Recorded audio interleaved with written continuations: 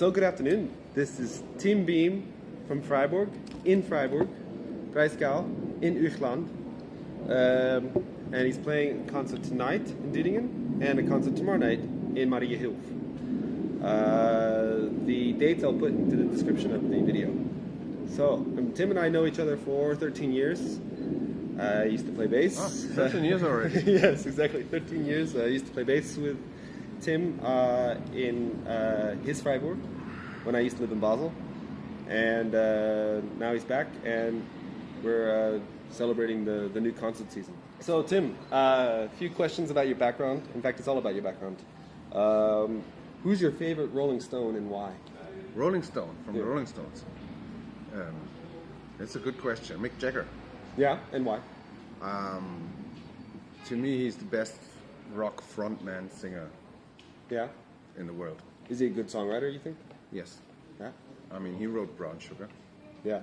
That's everybody thinks that the guitar riff is Keith Richards' riff, but it's not. It's from Mick Jagger. Whoa. Okay. And also his presence and his charisma on stage is really crazy and very strong. I experienced that a few times, and it still is that strong. So that's why I say Very good. Mick Jagger. Very good. What's your favorite? Is Brown Sugar your favorite number? Oh no, I don't know. I have different favorites from time to time. Oh, okay. So there's so many. Currently? It's currently Hand of Fate. Uh-huh. It's from Black and Blue. Okay. You recently played a tour in China.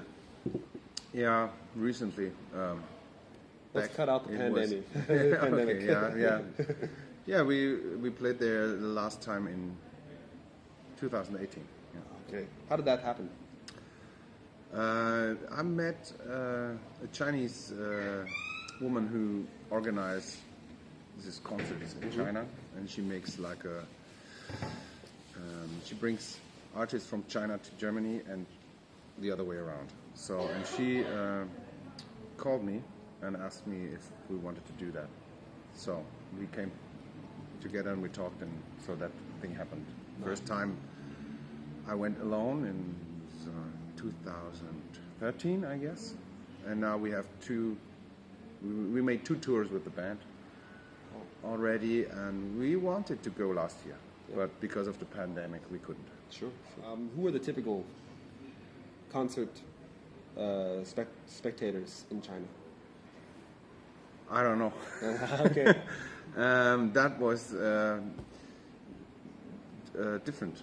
Yeah. I mean, we played some clubs, really like where very, very young people came, like 6 teenagers and also 20 in the 20s. And we also played like venues where there were a bit more people from, I don't know, business people. We didn't really know how that happened, who organized that.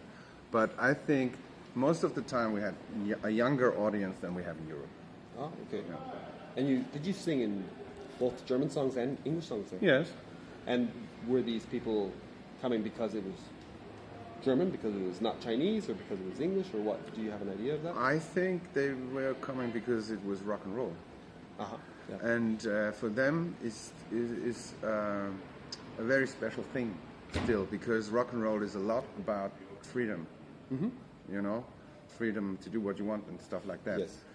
And we forget about that a little bit because we have rock and roll for 50, 60 years now. But in China it's different. Yeah. When you come over there and you play a real rock and roll show from the heart, it's something special for them. Yeah. And I think that was the main reason. And it didn't matter which language.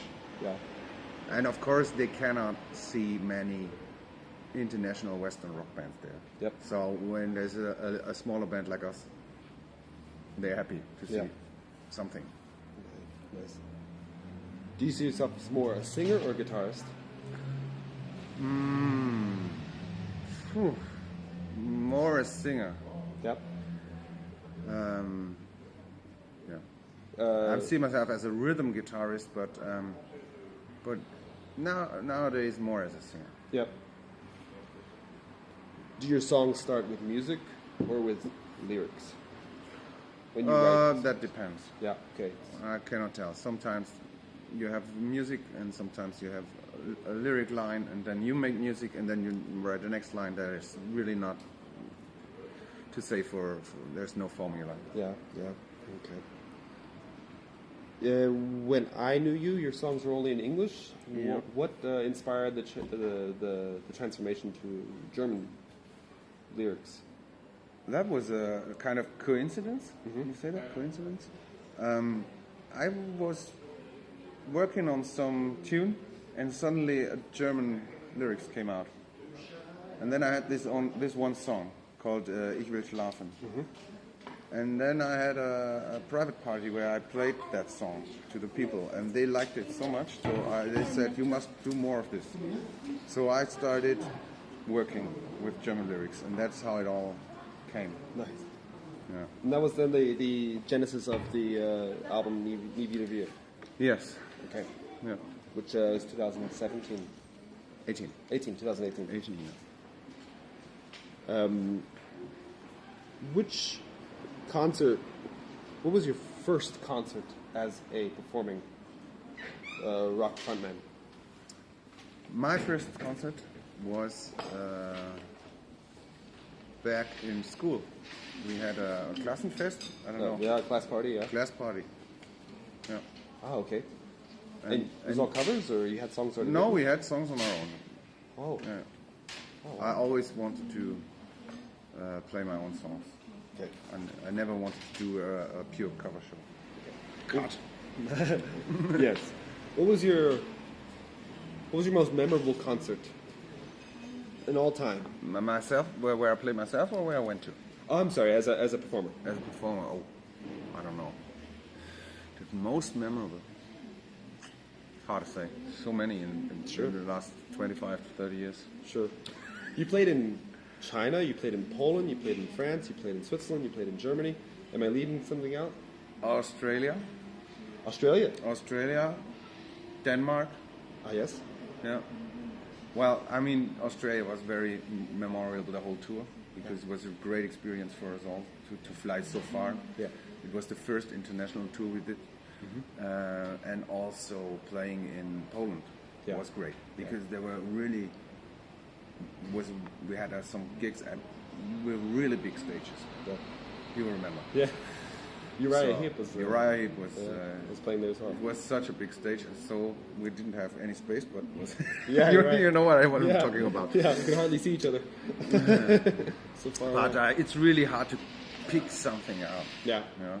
Sometimes small concerts are very great. Yeah. Because you have the people right in front of you and it's very intense. And sometimes it's really cool to play on a big stage where there's many people and you have a really huge amount of energy coming. Yep. So, well, I'm happy to have experienced all this. Sure. What was? Did you ever have concerts where you only had guys, or you only had girls, or you had like 98% girls, 98% guys, and why? Did that ever happen? No, I don't know. Not playing for the military or for the nurses? No.